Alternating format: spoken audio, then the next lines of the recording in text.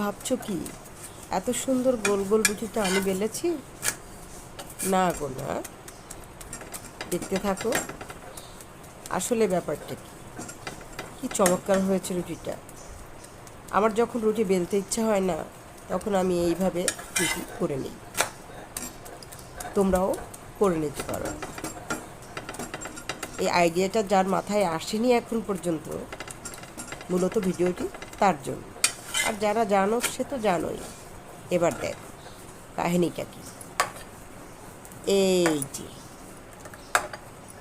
আটা গুলিয়ে নিয়েছি লবণ দিয়ে, ব্যাস জল আর লবণ দিয়ে গুলিয়ে নিয়ে তারপরে এভাবে দেখো একদম মনে হচ্ছে হাতে বেলা রুটির মতো, খেতেও দারুণ সফট।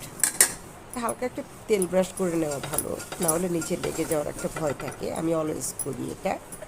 আর আরেকটা টিপস হচ্ছে, এই যে তেলটা ব্রাশ করে নেওয়া, এটা কিন্তু তোমার ফ্রাইং প্যানের স্বাস্থ্যের জন্য অত্যন্ত ভালো। কারণ যত বেশি তেল ব্রাশ করবে ততই তোমার ফ্রাইং প্যানের স্বাস্থ্যটা ভালো থাকবে। আর ঘর গৃহস্থালির জন্য আমাদের এই সমস্ত হাউসহোল্ড জিনিসের যত্ন তো নিতেই হবে। কেমন লাগলো ভিডিওটি? ভালো লাগলে ফলো দিও, লাইক দিও, কমেন্টস করো। টাটা।